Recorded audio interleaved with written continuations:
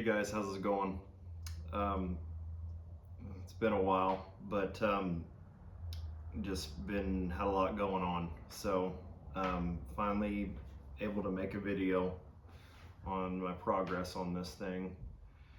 So in today's video, I am going to be going a little bit backwards because I changed my mind on the saw. I originally was going to put this turbo on my 440 clone, and I just thought, if I'm going to do all of this work, I want to do it on a saw that I know is going to have enough oomph to make this all work. So this is an M-tronic saw.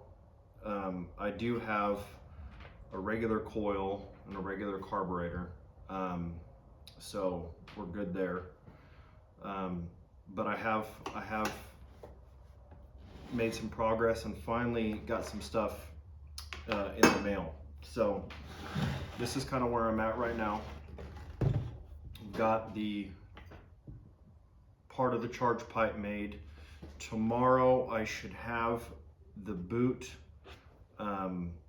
that goes from 2" down to 1¼ inch, which is the diameter of our cold side, and then I'll go ahead and route that up and get that cold side completed. I just didn't want to go any farther because I'd just be guessing on where that needed to go. I don't know the projection on this from the carburetor, so I didn't want to have to remake a bunch of tubes and stuff if I didn't have to.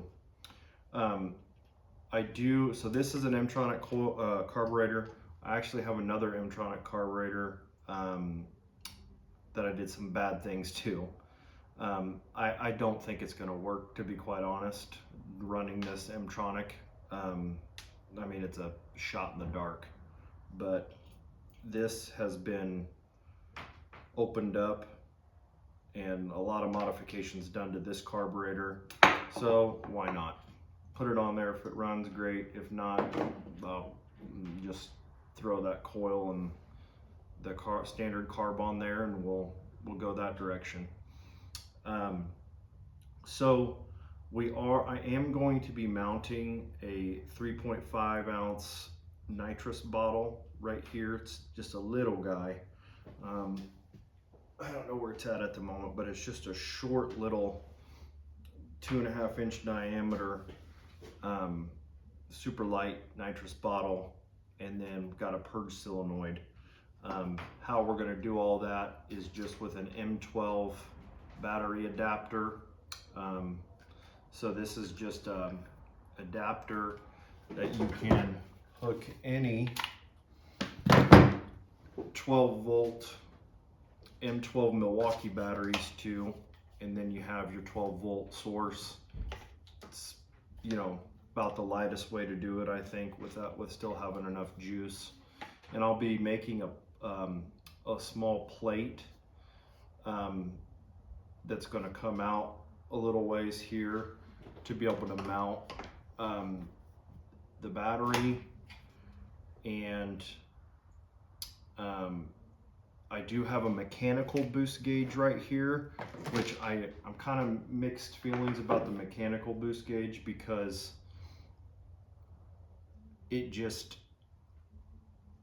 of the vibration. The needle on the things, they vibrate like crazy, and I don't know if it's going to work. But there are some small digital ones that we could use. We have 12 volts, so I mean, we can do whatever. And honestly, I bought just a cheap little digital, it was like $8 with a K-type thermocouple, and I'm going to put an EGT gauge in between the cylinder and the turbo. I've already got a bung, just got to drill a hole, weld the bung in there, and then we're also going to mount a small EGT gauge here, just so we can see what's going on. I mean, why not? It's more information is better. So yeah, and again, this is just a toy. Um, it's just amazing, you know, how people are these days. You know, people, I've gotten emails about people telling me how this isn't going to work, you know, and blah, blah, blah, this and that.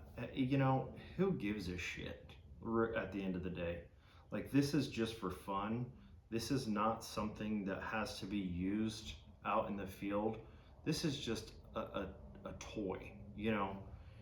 And so just the negativity of people in the world anymore it's mind-boggling, really. But you know, I support anybody that wants to do their thing in their garage or whatever the fuck it is. But it's just amazing how people are, and that's all I'm going to say about that.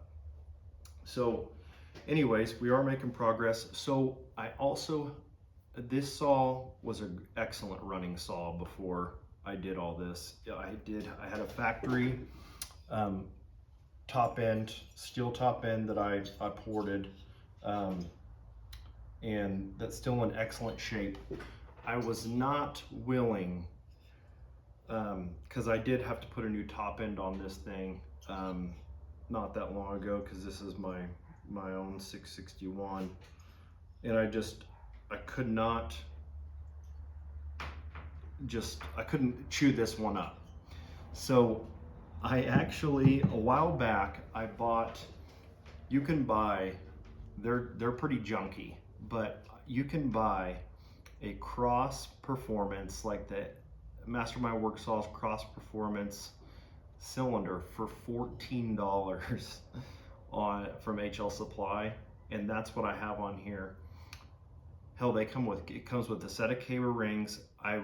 The piston, I do not feel comfortable running the piston that it comes with whatsoever. So we do have a highway piston, non-pop-up, that I coated the skirt with, which I actually said something about the skirt coating that you can do yourself in the short that I made the other day. And I am going to do a specific video on this coating. This is Cerakote P109 Micro Slick, and it is a ceramic skirt coating specifically for coating piston skirts. And it really holds the oil on the skirt of the piston. And I actually have this on, I think I did it to my 462 and my 461. And really it works great. It really does. It's tough. You do not want to use this in an application where the piston is already tight, pretty tight in the bore. So if your piston to wall clearance is pretty tight and there's absolutely no rock when the piston is in the bore, this coating it's probably not going to work, or you would just have to put it on sparingly. But you can actually take a piston that is, you know, a little bit on the loose side and tighten it up a little bit with this coating, believe it or not. I've used it quite a bit. Works really well. So in this episode, I am actually I'm gonna have to go backwards a little bit, because I need to get this piston into this cylinder. There's no piston in here right now, and I'll show you the port work that I did on this cylinder. Just a standard 100 exhaust roof, transfers at 120. The intake, actually I haven't timed the intake. That's one of my biggest complaints with this cylinder when I originally got it, was the intake is absolutely massive. I don't know why they made the intake so big, but they did. But I'll show you guys what I did and kind of where we're at with this. So bear with me, I'll get this tore down and I'll show you kind of what our port work looks like. We'll see what our squish is at. I'm thinking that the squish is going to be about 40 or 45 thousandths, and I'm good with that. I don't want the squish any tighter than that. with what we're doing here, because we got nitrous, we got, you know, turbo. I just think we need, you know, we don't want it in stupid hot on the squish. But normally I'd just set it at 20 thou. But yeah, I'll get this tore down and we'll go from there.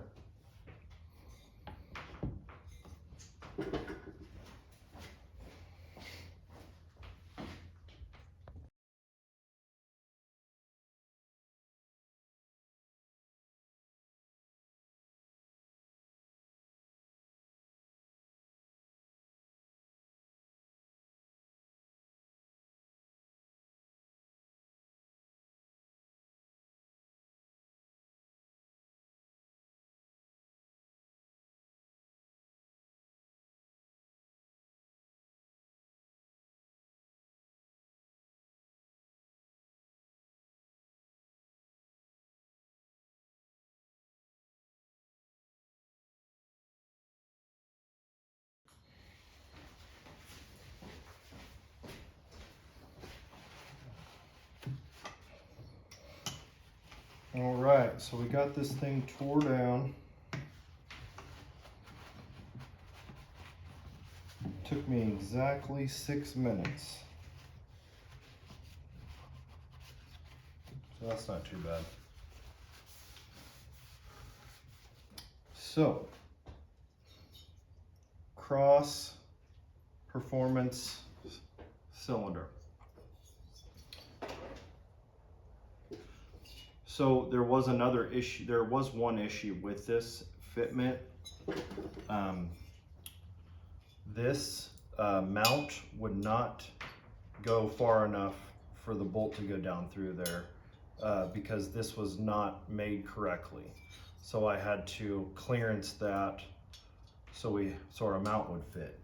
Other than that, fitment is fine. So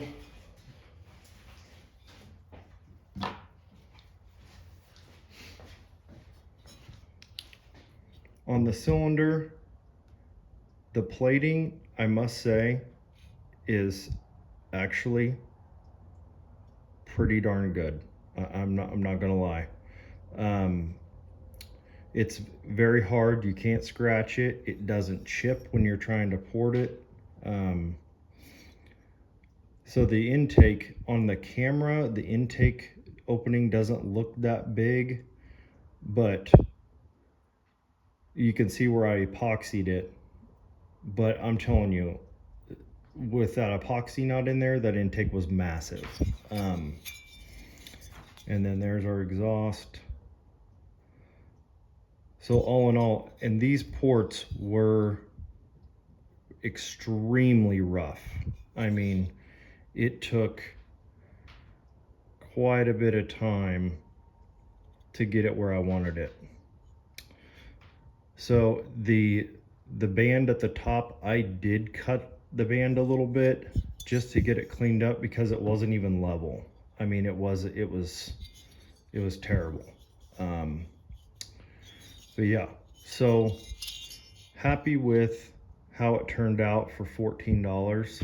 I mean, I'm pretty sure a set of cable rings that come with this kit are probably $14. I don't know how much they cost, but yeah, so that's what we're working with for the cylinder.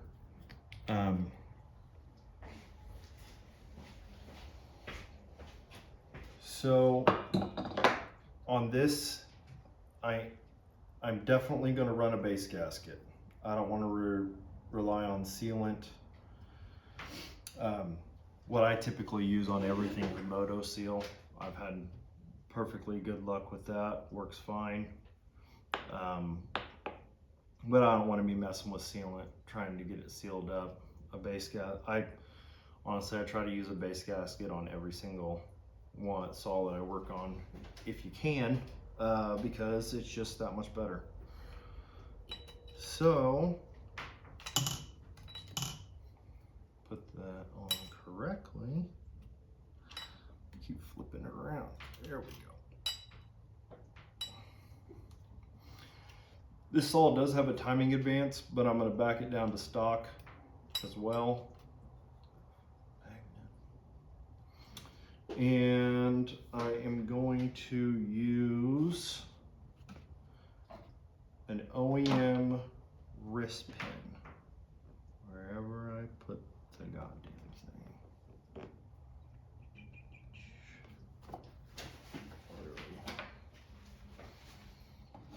Gotta be shitting me.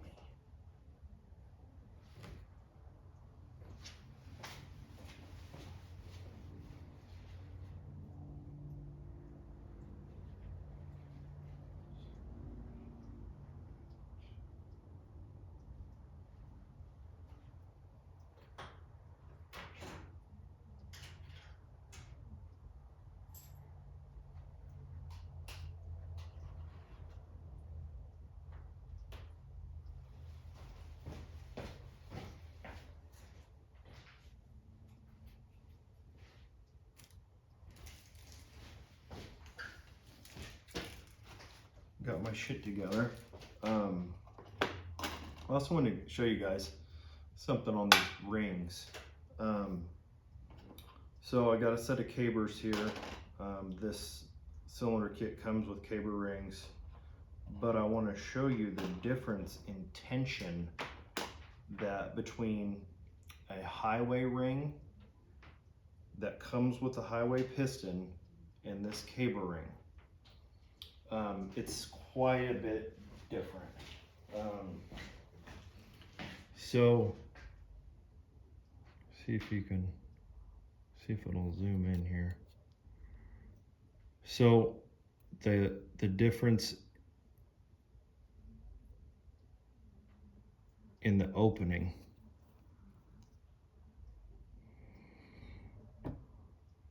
So this ring, I mean, I can just feel it, the difference.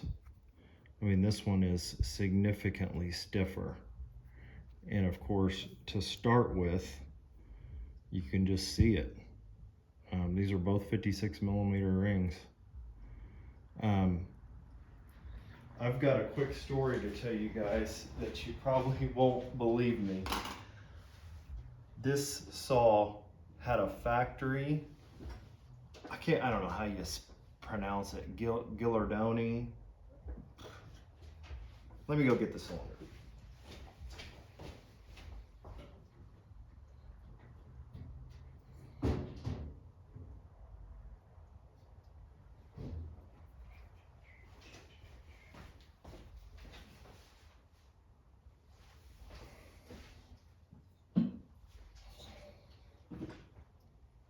Yeah, Gillardoni, I think is how you pronounce it. That was a good runner. I mean, it was a good runner, but it had a highway piston in it. We're getting a little off track, but 661, I want to show you guys. So this thing ran excellent. I mean, I was just sick when this happened. So I had everything where I wanted it on this thing. Had a tapered chamber, tapered piston, everything where I liked it. And I had highway rings in it. These things run hot. They run hotter. These M-tronic saws, the way they are, they run them lean. And I just started losing some performance, and so I pulled the top end off and got the rings off the piston, and I noticed that the rings had almost no tension. They were the highway rings that came with the highway piston. So I was like, okay, order a set of caber rings, and I mean, they're significantly stiffer. Got everything put back together. I started the saw, and within maybe, I let the saw warm up, so it was at operating temperature, and I smacked the throttle one time, boom, snagged a ring. This was within 5 minutes of me putting it back together, and this saw ran, I don't know how many hours before that with no problems. But what I think happened was that my exhaust port was just flat enough, and there was that much more tension, you know, of the ring pressing out against the cylinder wall that it hung, it snagged a ring. And I'll show you.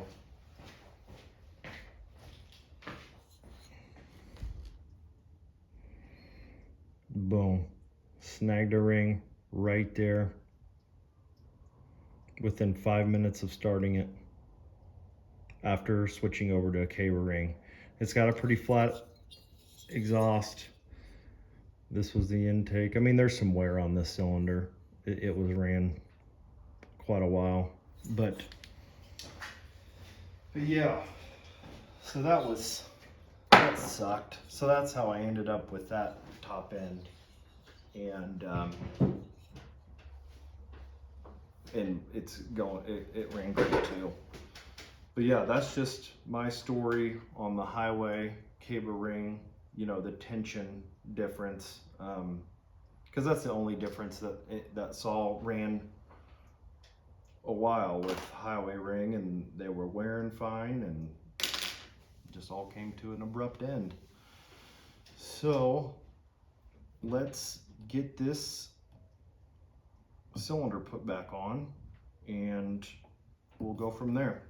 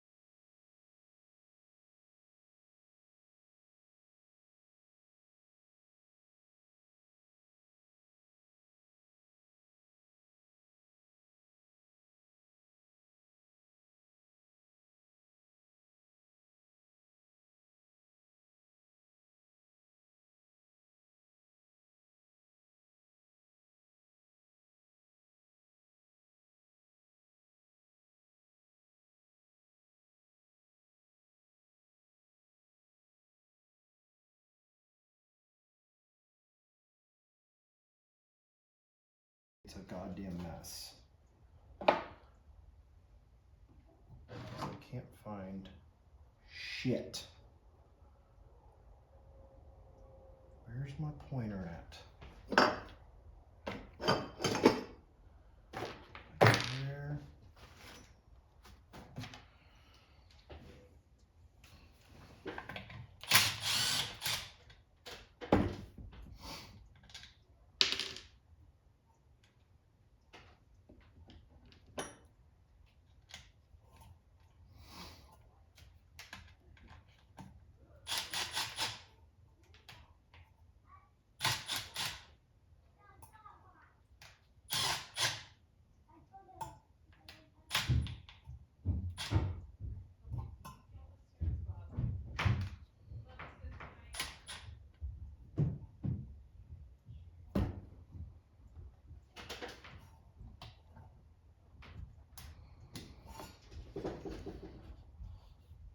The fastest way I found it to get this thing dialed in is just to run your piston up to top dead center just by eye. Of course, that's fighting us. Then take and just set it to 0. Then you're not chasing the shit all over the place.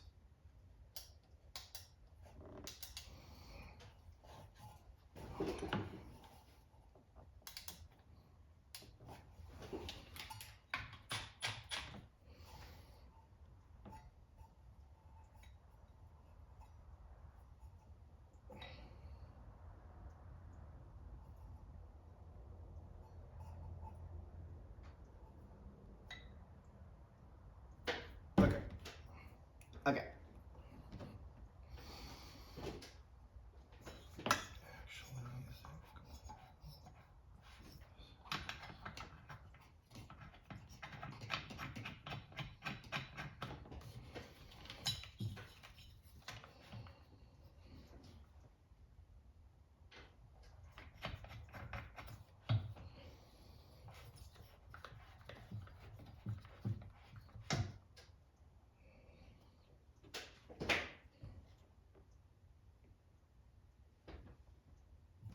I know you guys can't see this, but I'm just getting this thing. I just want to see what our timing numbers are at real quick.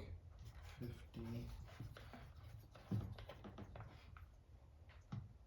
45, split the difference. It's 46 and a half right there.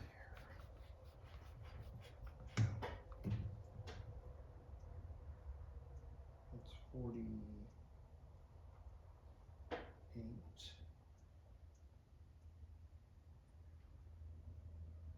47 and a half, 48.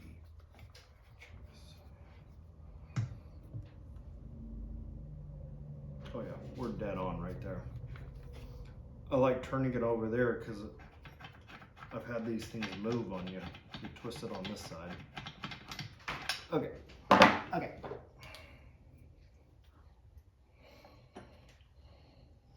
Can't do that.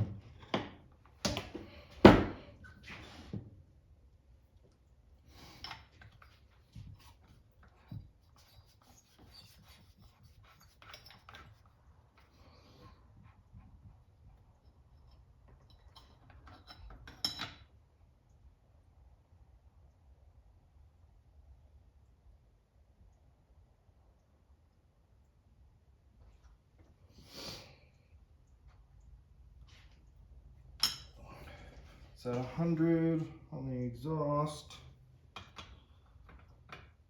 which is right where I was shooting for. And our transfer should be about 119, 120.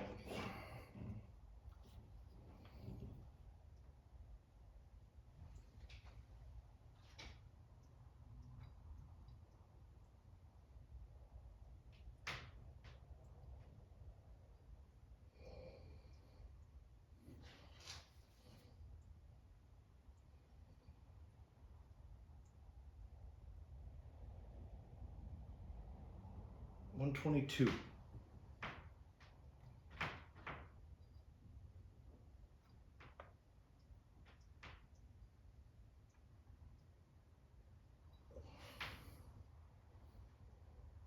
Yeah, 122.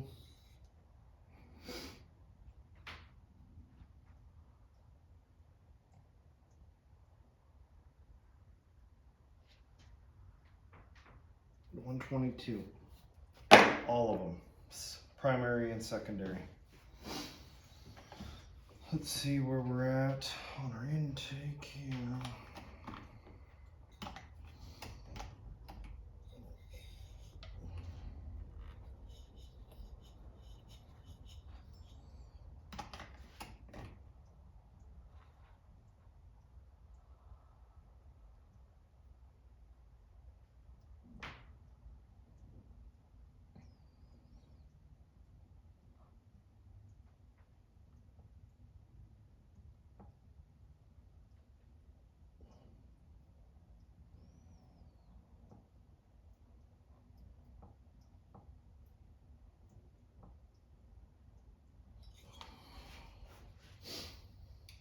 $78 on, no, 77.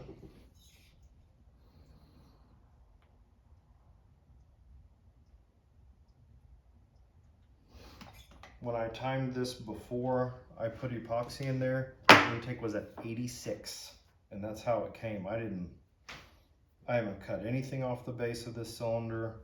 I have done nothing. It was at 86. So I mean, you couldn't even lower it unless you do epoxy the intake on these things. But yes, we are fine. This thing is going back in the right direction. which I'm very excited about.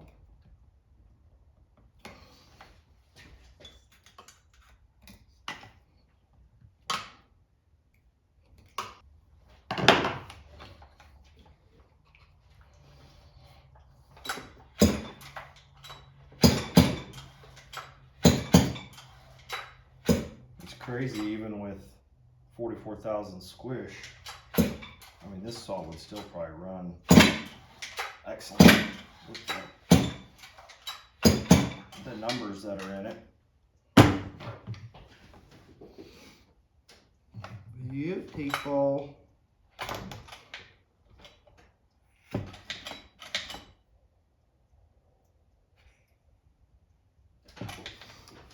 I dig it.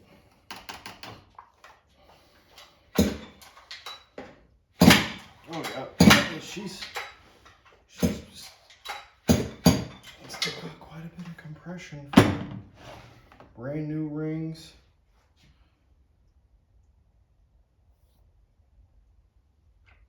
Okay, now we're going in the other direction. So the intake boot, the silicone boot, and I just about have the velocity stack done. Then this thing, I mean, all we have to do technically to get this thing to where it's all, you know, connected is literally finish that little cold side pipe right here. That's all we got to do. Finish that, connect it to there, then we're going to start running it. And we'll see what happens. So again, thanks for watching. Really appreciate it. I've got a couple more things coming. I'm going to make a video about the piston skirt coating. That stuff's pretty slick. So thanks a lot. Appreciate it. Have a good one.